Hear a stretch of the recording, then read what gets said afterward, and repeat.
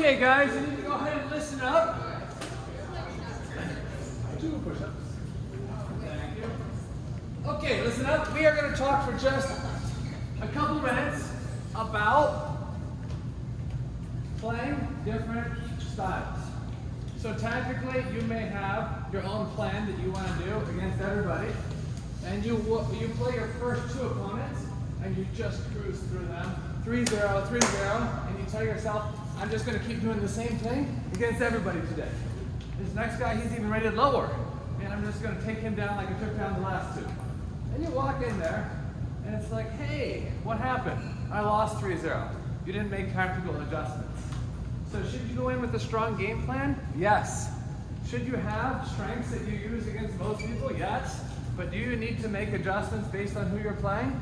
Yes. Let's say, for example, I'm a very fast topspin player, and I play very, very fast off the bounce. And the other 2 guys, the first 2 guys try to play the same way, but I'm faster than them, and so they get pushed off the table and I win easily. Now the next person, let's say, for example, they're a long hooks blocker, and I play fast, and they give me a chop block, and I have to wait what feels like 7 seconds for the ball to come over, and then I hit, and I'm like, I'm ready for fast. And guess what? Another chop block. And then I'm like, come on, I gotta go fast. What, they've taken you out of your game. So there is one aspect about playing tactically that involves just saying, I'm gonna go out, I'm just gonna do my best, I'm gonna play my game, and then there's the other aspect that says, I need to make adjustments based on who I'm playing. So let's say, for example, I'm playing a lefty. My first 2 opponents were righties, and now I'm playing a lefty.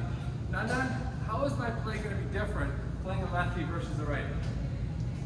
Well, they're left-handed, so everything's the opposite. Okay. So, it means lefties, I like to play a lot to backhand and switch like very wide out to forehand because you play a wider end to the forehand than the backhand. Okay, good. What about your ready position?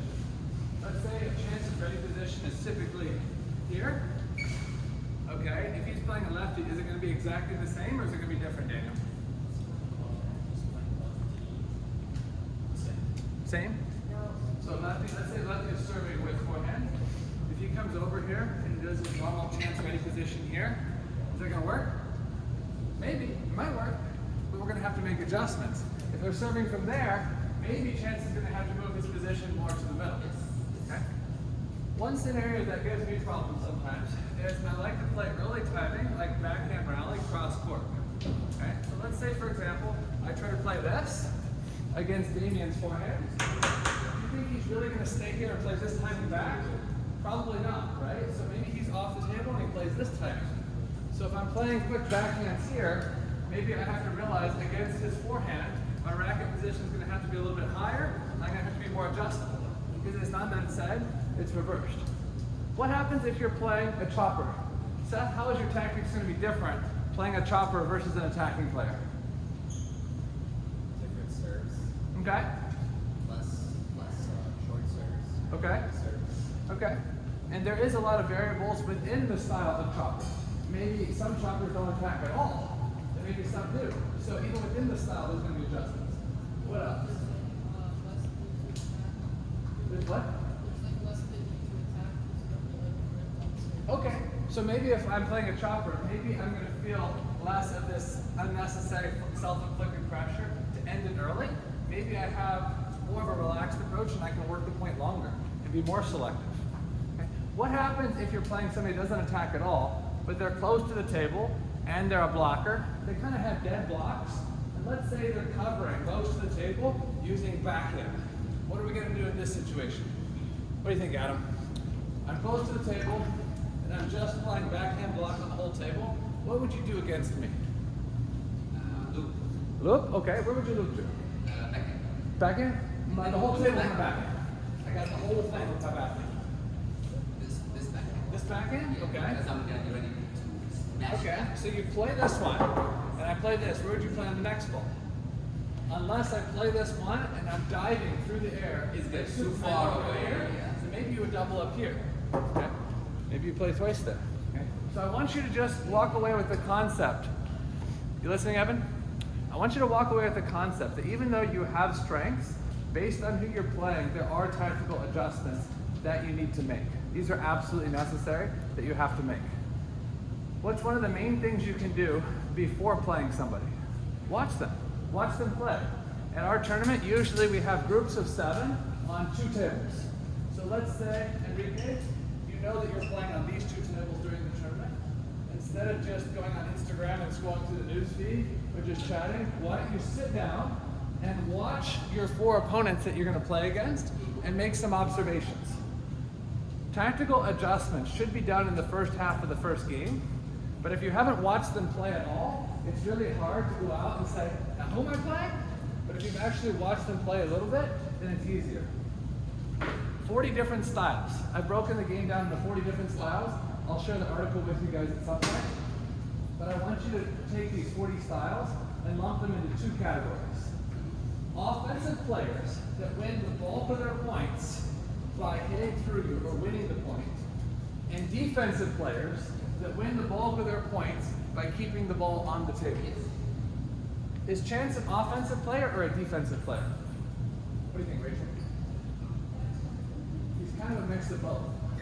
He crushes through you on a decent percentage of the shots. Let's say 5 shots a game, and then he wins the other 6 points by keeping the ball in play and getting errors from you.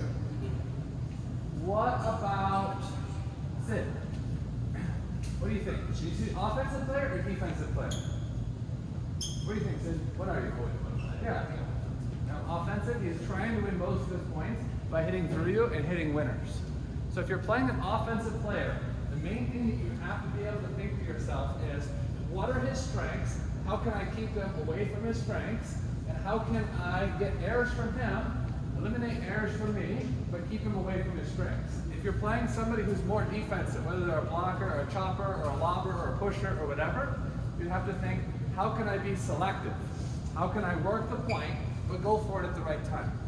One of the big things that I hear people say is, well, I'm playing a chopper who doesn't attack, therefore, I'm just going to push the whole time. And I ask them, I say, okay, he's been a chopper for 15 years. You haven't practiced push one single time in 5 years. Who do you think is going to be better at pushing? Probably him who's been doing that for 15 years. So even though you feel like, oh, I don't have to attack now I can just push and I'm just going to survive, you can push some, that's fine, but you still have to think, how can I get my strengths into play? Make sense? Okay. I'm going to send you guys some of those articles that I told you about, and I think it would be quite good for you to read through those, and feel free to email me if you have any questions about those. For our warm-up this morning, we're doing forehand to forehand and backhand to backhand. I'll let you customize your warm-up based on some of the themes that we've talked about. So Sarah, if you're over here on this side, and I'm over here on this side, how would you like the warm-up? You want to just focus on being stable? You want to focus on going wide? You want to focus on speed variation? Or all of the above? Kind of just putting a blender and doing everything. Speed variation. Okay. Do you want to go one slow, one fast? Or choose a ball to go faster? Okay. All right. So, but I want you guys to communicate to your partner what you're doing. Okay? Same thing with backhand.